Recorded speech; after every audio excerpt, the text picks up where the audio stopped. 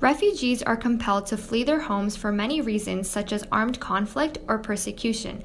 They have no other choice but to flee their countries of origin and seek safety elsewhere. So, what makes a person a refugee? According to the UNHCR, refugees are individuals who are no longer in their own country and have crossed at least one international border. Ongoing conflict within their countries may put them at risk if they return, or they might be at risk of persecution because of their nationality, race, or sexual orientation, or because they associate with a particular religion, social group, or political opinion. Refugees often flee with no more than the clothes on their back and leave behind their everyday life. 3 durable solutions processes exist to support sustainable integration of refugees. First, we have voluntary repatriation, which is when refugees return to their country of origin. Secondly, local integration allows refugees to permanently settle in their place of refuge. And lastly, refugees can seek resettlement, which is when they start a new life somewhere other than their country of origin or country of refuge. Let's dive into each of these a bit further. Voluntary repatriation is when refugees voluntarily decide to return to their country of nationality or habitual residence. For voluntary repatriation to be possible, the situation in the refugee's country of origin must have changed in a lasting and meaningful way that enables refugees to return safely. This can be viewed as a durable solution if a country has reached a peace agreement, or there is an amnesty for persons who left a country, or a significant number of individuals have voluntarily returned to the country. Next, we have local integration. Local integration is when refugees can legally, economically, and socially integrate in the country that is hosting them. The goal is to allow refugees to participate broadly in the host society, live permanently in safety and dignity, and partake in the country's legal, economic, and social benefits.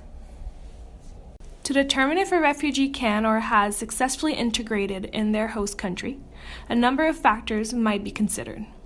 You might ask, can the individual maintain legal status? Is there a risk of refoulement? What are the societal attitudes towards refugees? Is there safety for refugees? And can refugees seek and obtain employment legally? The third durable solution is resettlement. Resettlement is the transfer of refugees from their country of refuge to another country that has agreed to admit them and grant them permanent settlement.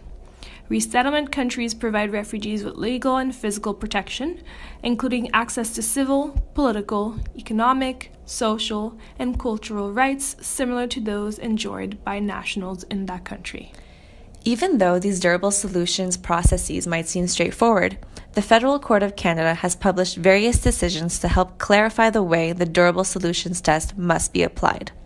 For example, in Barad and Canada, an individual who fled to South Africa from Somalia was denied permanent residence in Canada because he failed to show that there was no reasonable prospect of a durable solution in a country other than Canada. The federal court held that because Mr. Barad enjoyed a status in South Africa, he had a reasonable prospect of a durable solution in that country.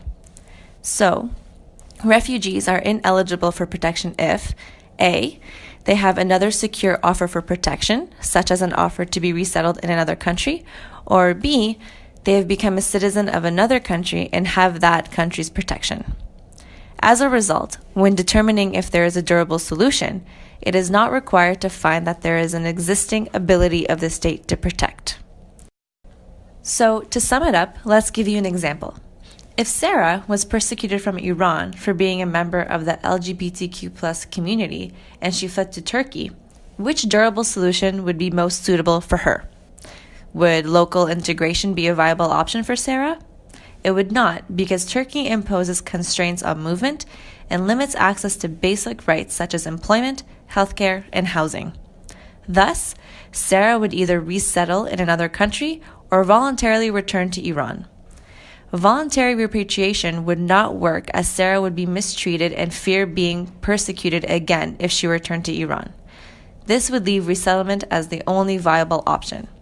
If Sarah chose to resettle in Canada, she would be able to do so as long as she does not have an offer for protection in another country.